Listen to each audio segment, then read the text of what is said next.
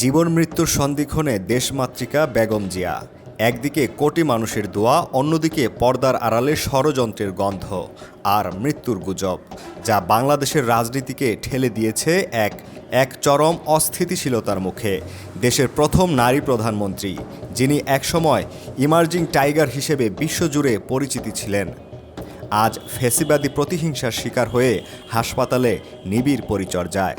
প্রশ্ন হলো, এই সংকট কি শুধু এক নেত্রীর অসুস্থতা, নাকি এটি বিএনপির নেতৃত্বকে মাইনাস করার এক গভীর রাজনৈতিক কনস্পিরেন্সির শুরু, যা বাংলাদেশের ভবিষ্যৎ ঐক্য ও সার্বভৌমত্বকে এক রহস্যময় বাঁধের মুখে এনে দাঁড় করিয়েছে?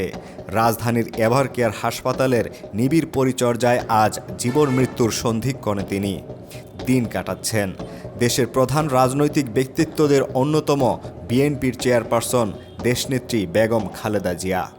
তার এই চরম অসুস্থতা যেন বর্তমান বাংলাদেশের রাজনৈতিক সম্প্রীতি এবং তীব্র বিভাজনের এক মর্মন্তুদ প্রতিচ্ছবি। একদিকে কোটি কোটি নাগরিকের দোয়া, অন্যদিকে তার চিকিৎসাকে ঘিরে রাজনৈতিক ষড়যন্ত্রের গন্ধ আর মৃত্যুর গুজব। সব মিলিয়ে দেশের ভবিষ্যৎ রাজনীতির পথে এক গভীর প্রশ্নচিহ্ন দানা বেঁধেছে। যে প্রেক্ষাপটে নাগরিকদের মনে আগামীর বাংলাদেশের প্রত্যাশা, সেখানে খালেদা জিয়াকে অনেকে দেশমাতৃকার উৎকৃষ্ট উদাহরণ হিসেবে দেখছেন। তার জীবন ছিল সংগ্রাম, ত্যাগ ও সর্বোচ্চ দেশপ্রেমের এক অবিস্মরণীয় উপাখ্যান। স্বল্প বয়সে বিয়ে, ৭১-এর মুক্তিযুদ্ধের সময় ২ শিশুপুত্রসহ চরম অনিশ্চয়তায় দিন যাপন এবং পরবর্তীতে আধুনিক স্বনির্ভর বাংলাদেশের রূপকার রাষ্ট্রপতি জিয়াউর রহমানের অকাল শহীদত্ব, সব কিছুই তাকে ব্যক্তিগত শোক ছাপিয়ে জাতীয় দায়িত্ব পালনে উদ্বুদ্ধ করে। স্বামীর মৃত্যুর পর গণতন্ত্র পুনরুদ্ধার ও স্বৈরশাসক এরশাদের বিরুদ্ধে ৯ বছরের আপোষহীন সংগ্রামে তার নেতৃত্ব ছিল ঐক্য ও গণ অভ্যুত্থানের প্রতীক।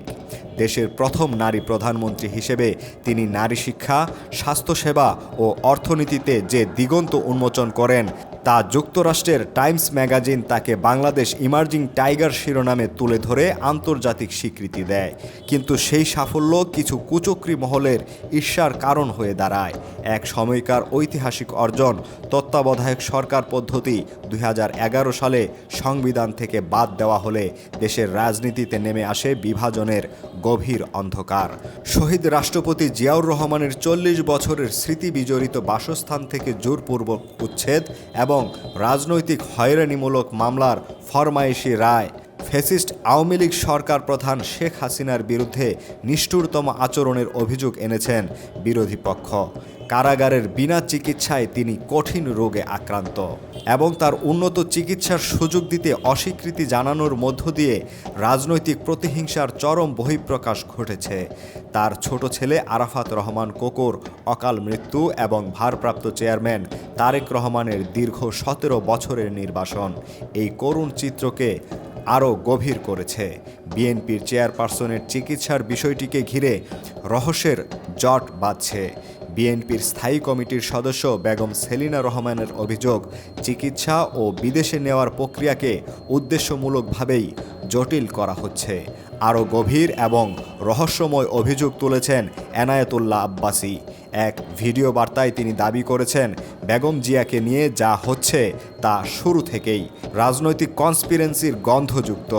তার আশঙ্কা, একটি শক্তিশালী মহল পরিস্থিতিকে এমনভাবে পরিচালনা করছেন যেন বিএনপির নেতৃত্বকে মাইনাস করার পথ তৈরি হয়। এই ফাঁকে দলীয় নেতৃত্বের মধ্যেও কিছু ব্যক্তি অপেক্ষা করছেন নিজেদের জন্য রাজনৈতিক মাঠ দখলের।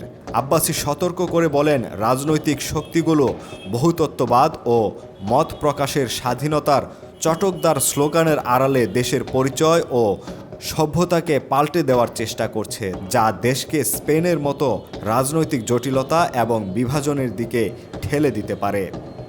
রাজনৈতিক বিভাজন ও ষড়যন্ত্রের এই পটভূমিতে দেশের প্রধান নেত্রীর জীবন মৃত্যুর লড়াই এক প্রতীক রূপ নিয়েছে।